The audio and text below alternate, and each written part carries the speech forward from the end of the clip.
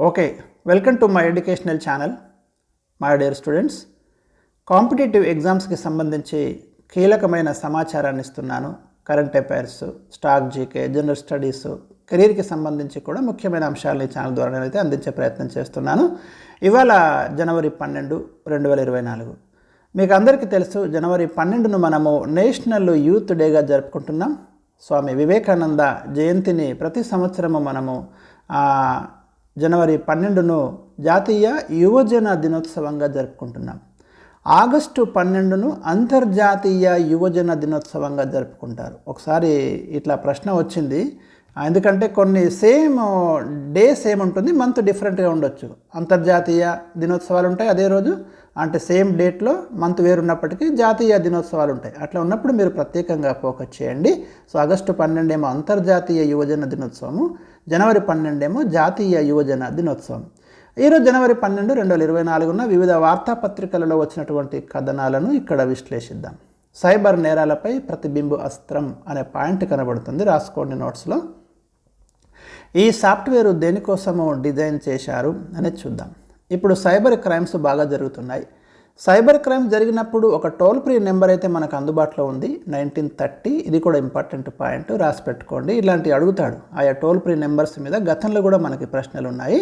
కాబట్టి ఎక్కడైనా ఏదైనా సిస్టమ్కి సంబంధించి ప్రభుత్వం ఒక టోల్ ఫ్రీ నెంబర్ని కనుక ఏర్పాటు చేసినట్టయితే మీరు పోటీ పరీక్షలకు ప్రిపేర్ అయ్యేటప్పుడు వాటిని రాసి పెట్టుకోండి. రైట్, ఈ సాఫ్ట్వేర్ ఎట్లా పనిచేస్తుంది నేరస్తుల్ని గుర్తించడంలో అనేది ఒక్కసారి మనం చూద్దాం. ఇక్కడ ఇందులో కీలకమైన పాయింట్స్ ఎక్కడున్నాయో చూద్దాం. ఇక్కడ దేశవ్యాప్తంగా నానాటికి పెరిగిపోతున్నటువంటి సైబర్ మోసాలకు చెక్ పెట్టేందుకు అధికారులు సిద్ధమవుతున్నారు. దీనిలో భాగంగా ప్రతిబింబు పేరుతో ప్రత్యేకంగా రూపొందించిన సాఫ్ట్వేర్ను అన్ని రాష్ట్రాల పోలీసులకు అందిస్తున్నారు. సైబర్ నేరాల దర్యాప్తునకు ఇది చాలా కీలకమైన ఆధారంగా, అంటే ఆ పరికరంగా మారుతుంది, చుక్కానిలా మారుతుందని అధికారులు ఆశాభావం వ్యక్తం చేశారు. సరే, ఇది ఎట్లా పనిచేస్తుందో ఒకసారి మనం ఇక్కడ చూద్దాము. ఇక్కడ ఇవ్వడం జరిగింది. ఎప్పుడైతే మరి బాధితుడు డబ్బు పోగొట్టుకోవడం జరిగిందో 1930కి ఫిర్యాదు చేయాలి. 1930కి కంప్లైంట్ రాగానే అధికారులు ఏం చేస్తారంటే ఎక్కడి నుంచి, ఏ ఫోన్ నెంబర్ నుంచి బాధితుడికి కాల్ వచ్చింది ఫస్ట్ ఐడెంటిఫై చేయడం. దీంట్లో ఫస్ట్ ఫేజ్లో ఎప్పుడైతే అది ఐడెంటిఫై చేయడం జరుగుతుందో ఏ ఫోన్ నెంబర్ నుంచి, ఫోన్ నెంబర్ అయితే దొరుకుతుంది. దేశవ్యాప్తంగా సెల్ ఫోన్ ప్రొవైడర్ల సహకారంతో వీరందరి హెల్ప్ తీసుకొని సెల్ ఫోన్ ప్రొవైడర్ల సహకారంతో జియోగ్రాఫిక్ ఇన్ఫర్మేషన్ సిస్టమ్, ఇక్కడ మీకు ఫుల్ ఫామ్ చూడండి, GIS, జియోగ్రాఫిక్ ఇన్ఫర్మేషన్ సిస్టమ్, ఇది రాసుకోండి. ఆధారంగా నేరగాడు ఏ టవర్ పరిధి నుంచి ఫోన్ చేశాడు ఆ వివరాలన్నీ కూడా ఈ ప్రతిబింబు సాఫ్ట్వేర్ ద్వారా దర్యాప్తు అధికారి కంప్యూటర్పై కనిపిస్తాయి. ఇది రెండోది. నెక్స్ట్ స్టెప్లో ఆ ఫోన్ నెంబర్ ఉన్నటువంటి ప్రాంతం యొక్క పోలీస్ స్టేషన్కి ఇన్ఫర్మేషన్ ఇస్తారు. ఎప్పుడైతే ఆ ఇన్ఫర్మేషన్ని రావడం జరిగిందో అక్కడి పోలీస్ స్టేషన్ సిబ్బంది వెంటనే వేగంగా నిందితుడిని అదుపులోకి తీసుకొని ఆ నగదును రికవరీ చేయడానికి అవకాశం ఉంటుంది. ఇంకొక పాయింట్ ఏంటంటే ఇందులో ఆ ఫోన్ నెంబర్ ద్వారా నేరస్తుడు గతంలో ఏమైనా నేరాలు చేసి ఉన్నాడా ఆ వివరాలను కూడా ఈ ప్రతిబింబు సేకరిస్తుంది. వీటి ఆధారంగా ఆ ఫోన్ నెంబర్ను బ్లాక్ చేయిస్తుంది. ఇది మనకు ఈ ప్రతిబింబు సాఫ్ట్వేర్ పనిచేసేటటువంటి విధానం. I4C ప్రతిబింబు సాఫ్ట్వేర్ను మరి సైబర్ క్రైమ్ కోఆర్డినేషన్ సెంటర్ అందుబాటులోకి తీసుకొచ్చింది. జార్ఖండ్ పోలీస్ శాఖ రూపొందించిన ఈ సాఫ్ట్వేర్ను మరింత అభివృద్ధి చేసింది. ప్రస్తుతం తెలంగాణ సహా అనేక రాష్ట్రాలు ప్రయోగాత్మకంగా దీన్ని పరిశీలిస్తున్నాయి. సో వెరీ ఇంపార్టెంట్ న్యూస్ అండి ఇది. ఇట్లాంటివి అడుగుతాడు పోటీ పరీక్షలలో. నెక్స్ట్, పాప బాబులను తేల్చేది తండ్రి క్రోమోజోములే. సరే, ఇది ఒక మాకు వార్తాపత్రికల్లో కనిపిస్తుంది. ఇది ఎందుకు ఇంపార్టెంట్ అంటే మీకు బయాలజీలో ఒక టాపిక్ ఉంటుంది, అంటే మీకు రిప్రొడక్షన్, ప్రత్యుత్పత్తి వ్యవస్థ అనే టాపిక్లో ఇవి వస్తాయి. మామూలుగా లింగ నిర్ణయము ఎవరి ద్వారా డిసైడ్ చేయబడుతుంది అనే ప్రశ్న గతంలో చాలాసార్లు ఉంది పోటీ పరీక్షలలో. అది తండ్రి క్రోమోజోముల ద్వారానే పుట్టబోయేది మగ శిశువా ఆడ శిశువా అనేది సైంటిఫిక్గా మనకు తెలుస్తుంది. ఇప్పుడు హైకోర్టు ఎందుకు ఇలాంటి అంశాన్ని నొక్కి చెప్పాల్సి వచ్చింది అంటే సాధారణంగా చాలా అంటే సైంటిఫిక్ నాలెడ్జ్ లేనటువంటి ఫ్యామిలీస్లో అమ్మాయిలు పుడితే అంటే ఈ స్త్రీలే కారణమని వేధింపులు ఇలాంటివి జరుగుతున్నాయి కదా. సో దాన్ని దృష్టిలో పెట్టుకొని ప్రజలందరినీ కూడా వాళ్ళకి అసలైన సైంటిఫిక్ నాలెడ్జ్ని అందించాలి. లింగ నిర్ణయం అనేది స్త్రీల మీద కాకుండా తండ్రి మీదనే డిపెండ్ అయి ఉంటుంది, తండ్రి క్రోమోజోమ్ మీదనే డిపెండ్ అయి ఉంటుంది అనే పాయింట్ని ఇక్కడ ప్రస్తావించడం జరిగింది. సో ఇలాంటి టాపిక్స్ ముఖ్యంగా మీకు సివిల్ సర్వీసెస్ లాంటి ఎగ్జామినేషన్స్లో ఎథిక్స్ లాంటివి కానివ్వండి, అలాంటి క్వశ్చన్స్ మీరు అటెంప్ట్ చేసేటప్పుడు ఇలాంటి వార్తలు చాలా చాలా ఉపయోగపడతాయి. వీటిని కోట్ చేయాల్సి ఉంటుంది మీరు. ఒక ఢిల్లీ హైకోర్టు ప్రధానంగా దీన్ని ఎందుకు హైలైట్ చేయాల్సి వచ్చింది అనేది చాలా కీలకమైనటువంటి అంశము. సామాజిక సమస్యతో ముడిపడి ఉన్నటువంటి టాపిక్. మీకు అందరికీ తెలుసు, మానవుడిలో 23 జతల క్రోమోజోములు ఉంటాయి, 46 క్రోమోజోములు ఉంటాయి. అది కూడా ఇంపార్టెంట్ పాయింట్. నెక్స్ట్ 2028 కల్లా భారతీయ అంతరిక్ష కేంద్రం. ఓకే, ప్రస్తుతం ఉన్న లాంచర్ సామర్థ్యాలతోనే 2028 కల్లా మన దేశ తొలి అంతరిక్ష కేంద్రాన్ని, స్పేస్ స్టేషన్, మనము ఇండియా ఇంతవరకు ప్రత్యేకంగా మన దేశం తరపున స్పేస్ స్టేషన్ను ఏర్పాటు చేయలేదు. మనం చేయాలని భావిస్తున్నాం. ఆ కళ ఎప్పుడు నెరవేరుతుందని చెప్తున్నాడంటే 2028 కల్లా మన దేశము మొట్టమొదటి స్పేస్ స్టేషన్ని తప్పకుండా ఏర్పాటు చేస్తుంది అని భారత అంతరిక్ష పరిశోధన సంస్థ ISRO, Indian space research organisation, బెంగళూరులో ఉంది. ఇది 1969 ఆగస్టు 15న స్థాపించబడింది. మొట్టమొదటి చైర్మన్ విక్రమ్ సారాభాయ్. సరే, ఇప్పుడు present ISRO chairman S Somnath ఈ విషయాన్ని ప్రస్తావించాడు. ఇతర దేశాలు, సంస్థలు ప్రయోగాలు నిర్వహించేందుకు వీలుగా దాన్ని ప్రయోగశాలగా తీర్చిదిద్దాలనుకుంటున్నామని తెలిపారు. 10వ వైబ్రెంట్ గుజరాత్ ప్రపంచ సదస్సు జరుగుతుంది గుజరాత్లో. దానిలో భాగంగా గాంధీనగర్లో అంతర్జాతీయ అంతరిక్ష కేంద్రం అనే అంశంపై గురువారం అంటే జనవరి 11న నిన్న నిర్వహించిన సెమినార్లో ఆయన ప్రసంగించారు. ఆర్థిక కార్యకలాపాలకు అంతరిక్ష కేంద్రం దోహదపడేలా ప్రణాళికలు రచిస్తున్నట్లు చెప్పారు. సో ఇది కూడా ఒక ఇంపార్టెంట్. దీంట్లో కొన్ని కీలకమైన పాయింట్స్ ఉన్నాయి. ఇస్రో ప్రస్తుత చైర్మన్ ఎవరు? ఎస్ సోమనాథ్. ఇస్రో ఎప్పుడు ఏర్పడింది నేను చెప్పాను. వైబ్రెంట్ గుజరాత్ ప్రపంచ సదస్సు, ఇవన్నీ కూడా నోట్ చేసుకోండి. నెక్స్ట్, నేడు అటల్ సేతును ప్రారంభించనున్న ప్రధాని జనవరి 12న. వెరీ ఇంపార్టెంట్ న్యూస్ అండి ఇది, మీరు రాసుకోండి. చాలా కీలకమైన వార్త. దేశంలో అతి పొడవైన సముద్రపు వంతెన, వాణిజ్య రాజధాని ముంబై నగరంలో నిర్మించిన దేశంలో అత్యంత పొడవైన సముద్రపు వంతెన Mumbai trans harbour link. Very very important news. Mumbai trans harbour link రాసుకోండి. ప్రధానమంత్రి నరేంద్ర మోదీ శుక్రవారం ప్రారంభించారు, అంటే ఈరోజు ప్రారంభించారు. ముంబైలోని సేవ్రీ నుంచి రాయ్గఢ్ జిల్లాలోని నవశేవాను కలుపుతూ 21,200 కోట్ల వ్యయంతో 6 లైన్లుగా దీన్ని నిర్మించడం జరిగింది. మాజీ ప్రధానమంత్రి అటల్ బిహారీ వాజ్పేయి గౌరవార్థం ఈ వంతెనకు అటల్ సేతు అనే నామకరణం చేయడం జరిగింది. సో ఇది ప్రధానమైన వార్త అండి. అటల్ సేతు ముంబై, నవీ ముంబైల మధ్య ప్రయాణానికి ప్రస్తుతం 2 గంటల సమయం పడుతుంటే కొత్తగా నిర్మించిన ఈ అటల్ సేతు ద్వారా జస్ట్ 15 నుంచి 20 నిమిషాల్లో మీరు చేరుకోవచ్చు అని చెప్తున్నారు. మొత్తం దీని పొడవు నోట్ చేసుకోండి. ఈ అటల్ సేతు యొక్క లెంత్ వచ్చేసి మనకు 21.8 కిలోమీటర్లు. ఎందుకంటే ఇది దేశంలోనే అతి పొడవైన సముద్రపు వంతెన అంటున్నాం కాబట్టి దాని లెంత్ అనేది ఖచ్చితంగా మీరు రాసుకోవాలి. ఇది దాదాపు ఇందులో 16 కిలోమీటర్లకు పైగా ఈ వంతెన అరేబియా సముద్రంపై ఉంటుంది. మోస్ట్ ఇంపార్టెంట్ వార్త అండి. దీనికి సంబంధించి ఇంకా సేమ్ న్యూస్ ఇంకో పేపర్లో ఉంది, అది కూడా ఇస్తాను. అక్కడ ఏమైనా అడిసిన పాయింట్ ఉంటే అది కూడా చెప్తాను. నెక్స్ట్, సునాక్తో రాజ్నాథ్ భేటీ. మనకి భారతదేశం యొక్క రక్షణ శాఖ మంత్రి ప్రజెంట్ రాజ్నాథ్ సింగ్ ఉన్నారు. లండన్లోని 10 Downing street, very important point అండి ఇది జనరల్ నాలెడ్జ్లో. బ్రిటన్ యొక్క ప్రధానమంత్రి నివాసం ఎక్కడుంటుంది అంటే లండన్లోని 10 డౌనింగ్ స్ట్రీట్ అక్కడ ఉంటుంది. సో ఈ 10 డౌనింగ్ స్ట్రీట్లో బుధవారం సాయంత్రం భేటీ అయ్యారు బ్రిటన్ ప్రధానమంత్రి రిషి సునాక్. భారతీయ మూలాలు ఉన్నటువంటి వ్యక్తి రిషి సునాక్తో మరి భేటీ కావడం జరిగింది. ఆర్థిక రక్షణ సహా పలు రంగాల్లో ద్వైపాక్షిక సంబంధాల బలోపేతంపై వారిద్దరూ విస్తృతంగా చర్చించారు. స్వేచ్ఛా వాణిజ్య ఒప్పందం, దీన్నే మనము ఫ్రీ ట్రేడ్ అగ్రిమెంట్ అంటాం, FTA కోసము అటు బ్రిటన్ ఇటు ఇండియా ఇరు దేశాల మధ్య జరుగుతున్న సంప్రదింపులు త్వరలోనే విజయవంతంగా ముగుస్తాయని ఆశాభావం వ్యక్తం చేశారు. రిషి సునాక్ రామ్ దర్బార్ విగ్రహాన్ని రాజ్నాథ్ ఈ సందర్భంగా బహూకరించారు. మరోవైపు లండన్లో భారత సంతతి వ్యక్తులతోనూ రక్షణ మంత్రి సమావేశమయ్యారు. సో ఇది ఇక్కడ జరిగినటువంటి పర్యటన.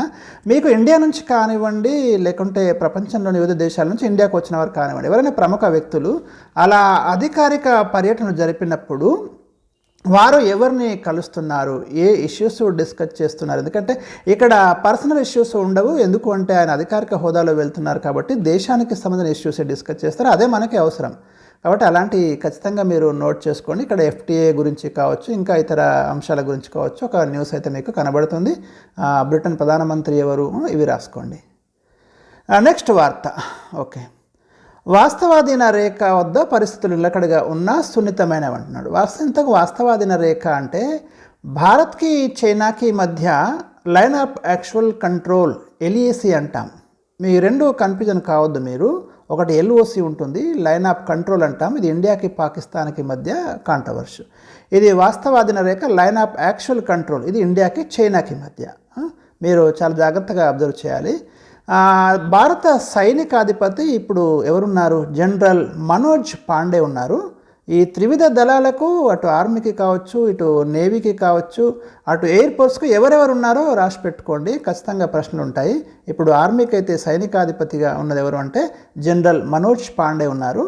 సో ఏమంటున్నారు ఈ స్టేట్మెంట్లో అంటే, తూర్పు లద్దాఖ్లోని వాస్తవాధీన రేఖ వద్ద, అదే LAC వద్ద పరిస్థితులు మాత్రము ఇప్పుడైతే నిలకడగానే ఉన్నా కూడా చాలా డెలికేట్గా ఉన్నాయని కూడా చెప్తున్నాడు. ఎందుకంటే కొంత కాన్ఫ్లిక్ట్ మనకి గల్వాన్ ఇన్సిడెంట్ అప్పటి నుంచి కూడా ఇంకా పూర్తిగా చల్లబడలేదు. ఏదో ఒక సంఘటన అక్కడ కంటిన్యూగా జరుగుతుంది. ఆ విషయాన్ని దృష్టిలో పెట్టుకునే ఈ స్టేట్మెంట్ ఇవ్వడం అనేది జరిగింది.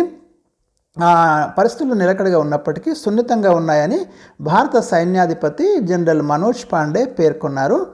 ఎలాంటి పరిస్థితులు సవాళ్ళు ఎదురైనప్పటికీ కూడా మన దళాలు సిద్ధంగా ఉన్నాయని కూడా చెప్తున్నాడు.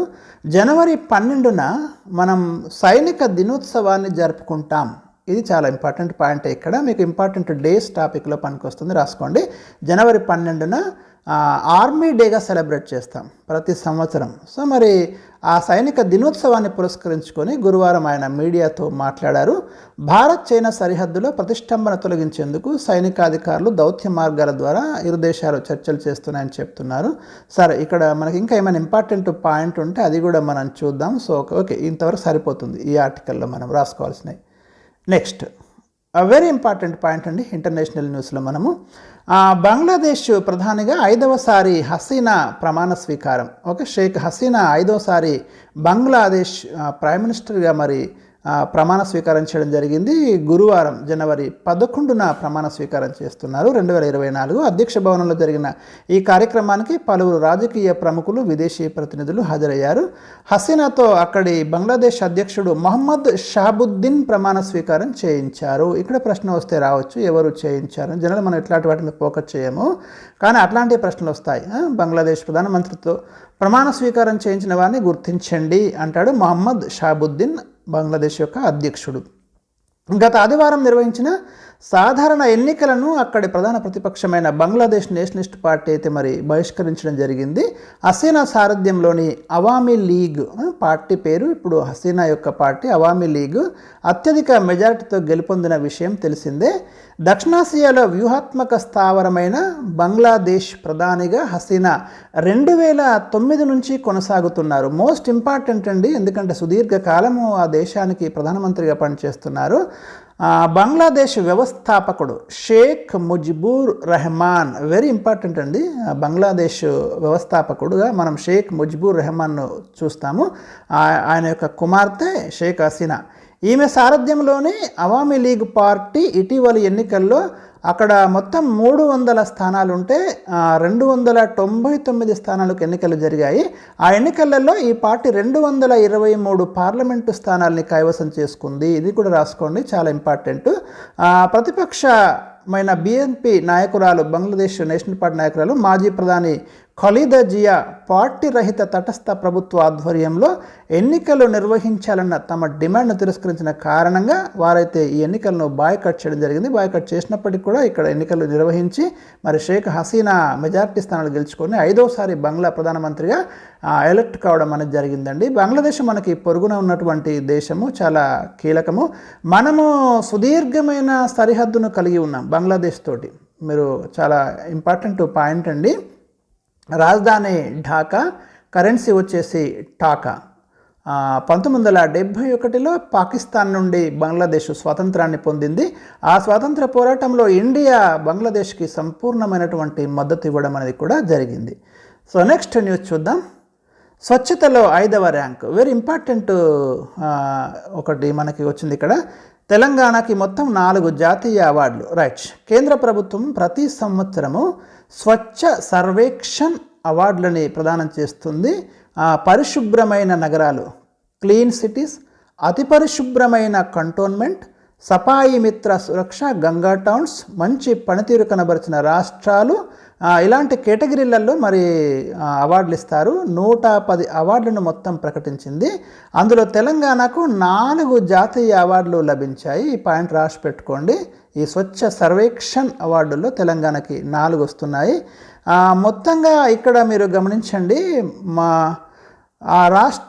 తెలంగాణ రాష్ట్రం 5వ స్థానంలో నిలిచింది. ఇక ఈ ఏడాది క్లీనెస్ట్ సిటీ అవార్డును ఉమ్మడిగా ఇండోర్, సూరత్లు గెలుచుకున్నాయి. వెరీ ఇంపార్టెంట్ అండి. Indore from Madhya Pradesh, Surat Gujarat. Cleanest city award ఉమ్మడిగా 2 నగరాలకు ఇచ్చారు. ఇది డెఫినెట్గా మీకు క్వశ్చన్ ఉంటుంది, రాబోయే కాంపిటిటివ్ ఎగ్జామ్స్లో రాసి పెట్టుకోండి. ఈ ప్రశ్న డెఫినెట్గా మనం ఎక్స్పెక్ట్ చేయొచ్చు. ఆల్ ఇండియా క్లీన్ సిటీ కేటగిరీలో గ్రేటర్ హైదరాబాద్ మున్సిపల్ కార్పొరేషను 9వ ర్యాంకుని కైవసం చేసుకుంది. ఓకే, ఇండోర్, సూరత్లు సంయుక్తంగా ఫస్ట్ ర్యాంకులో ఉంటే మీకు హైదరాబాద్ మున్సిపల్ కార్పొరేషన్ 9వ ర్యాంకును అయితే కైవసం చేసుకుంది. 1,00,000 కంటే తక్కువ జనాభా ఉన్న కేటగిరీలో తెలంగాణలో క్లీన్ సిటీగా గుండ్ల పోచంపల్లి అవార్డు గెలుచుకుంది. Very important. తెలంగాణ నుంచి ఫోకస్ చేయండి. 25,000, 50,000 జనాభా కేటగిరీలో సౌత్ జోన్లో క్లీన్ సిటీగా నిజాంపేట్, 50,000 నుంచి 1,00,000 జనాభా కేటగిరీలో సౌత్ జోన్లో క్లీన్ సిటీగా సిద్దిపేట స్థానిక సంస్థలు అవార్డులు కైవసం చేసుకున్నాయి. తెలంగాణ రాష్ట్రంలోని మొత్తం 142 పట్టణ స్థానిక సంస్థల్లో ఓడిఎఫ్ కేటగిరీలో 19 ఓడిఎఫ్ ప్లస్ 19 ఓడిఎఫ్ కేటగిరీలో 19, ఓడిఎఫ్ ప్లస్ కేటగిరీలో 77, ఓడిఎఫ్ ప్లస్ ప్లస్ కేటగిరీలో 45, వాటర్ ప్లస్ కేటగిరీలో 2 స్థానిక సంస్థలు ఉన్నాయి. చెత్తరహిత నగరాల్లో హైదరాబాద్కు 5 స్టార్ రేటింగ్ రాగా సిద్దిపేట, నిజాంపేట్, గుండ్ల పోచంపల్లి, సికింద్రాబాద్ కంటోన్మెంట్, పీర్జాదిగూడ, సిరిసిల్ల, భువనగిరి, నార్సింగి స్థానిక సంస్థలకు 1 స్టార్ రేటింగ్ ఇచ్చారు. సో ఇది ఒక ఇంపార్టెంట్ అవార్డుల కార్యక్రమము, very important. Next INS Vindhyagiri అని మీకు ఇక్కడ కనబడుతుంది. భారత నౌకాదళంలోకి ఒక అధునాతన స్వదేశీ యుద్ధ నౌక INS వింధ్యగిరి చేరింది. ఇలాంటి వార్తలు చాలా ఇంపార్టెంట్ అండి. మీకు భారతీయ డిఫెన్స్ సిస్టమ్ సంబంధించిన ఇండియన్ డిఫెన్స్ సిస్టమ్ చదివేటప్పుడు ఇవి నోట్ చేసుకోవాలి.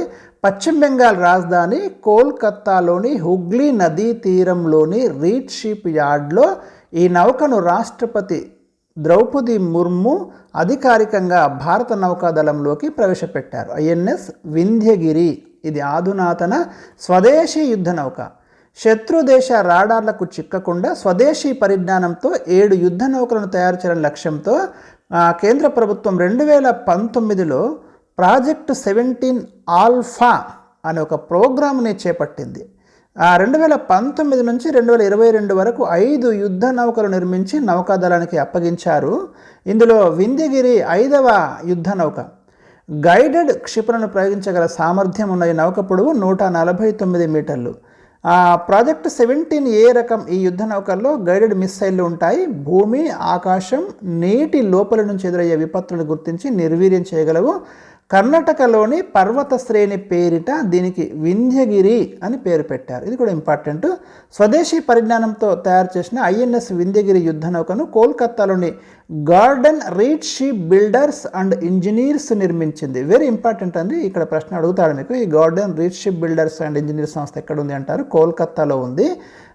ఈ నౌకలో వినియోగించిన పరికరాలు వ్యవస్థలు 70% వరకు దేశీయంగా తయారయ్యాయి. అందుకే స్వదేశీ యుద్ధ నౌక అని మనం పిలుస్తున్నాం INS Vindhyagiri. And next news చూద్దాం. సరే, రాజులు విదేశీ యాత్రికులు అనేది ఒక జనరల్ స్టడీస్ టాపిక్. ఇది ఇక్కడ డిస్కస్ చేయను. మళ్ళీ ఒకసారి మీకు ముంబైలో అటల్ సేతు ప్రారంభం, ఇక్కడ ఏమైనా డిఫరెంట్ పాయింట్ దొరికితే అది చెప్తాను మీకు. దేశంలోనే అత్యంత పొడవైన సముద్రపు వంతెన, అక్కడ కూడా డిస్కస్ చేయడం జరిగింది. పేరు Mumbai trans harbour link Atal Setu ప్రారంభోత్సవానికి సిద్ధమైంది. ఈరోజు జరిగింది. నేను అంటే ఈ వీడియో రికార్డ్ చేసినట్టుకి ప్రారంభోత్సవం జరిగిపోయింది. ప్రధానమంత్రి ప్రారంభించనున్నారు. ఈ వంతెన ముంబైలోని సేవ్రీ నుంచి రాయ్గఢ్ జిల్లాలోని నవసేవను కలుపుతుంది. ఇది గుర్తుపెట్టుకోండి మీరు, ఎక్కడి నుంచి ఎక్కడికి. ముంబైలోని సేవ్రీ నుంచి రాయ్గఢ్ జిల్లాలోని నవసేవను కలుపుతుంది. ఈ వంతెన పొడవు అక్కడ చెప్పాను ఆల్రెడీ 21.8 కిలోమీటర్లు. అందులో అరేబియా సముద్రంలో 16.5 కిలోమీటర్లు అరేబియా సముద్రం పైన ఉంటుంది. మొత్తం దీనికి అయిన వ్యయం 21,200 కోట్ల వ్యయంతో 6 లైన్లుగా దీన్ని నిర్మించారు. సేవ్రీ నుంచి నవసేవాకు ఇప్పుడైతే 2 గంటల సమయం పడుతుంది. తర్వాత మీకు ఈ వంతెన కంప్లీట్ అయింది కాబట్టి జస్ట్ 20 మినిట్స్లో అక్కడికి చేరుకోవచ్చు. అంటే గణనీయంగా తగ్గినట్టే దూరం. సో ఇవి ఈరోజు ఉన్నటువంటి ముఖ్యమైన కరెంట్ అఫైర్స్. నేను తప్పకుండా మళ్ళీ మీకు నెక్స్ట్ డే కరెంట్ అఫైర్స్ అందించే ప్రయత్నం అయితే చేస్తాను.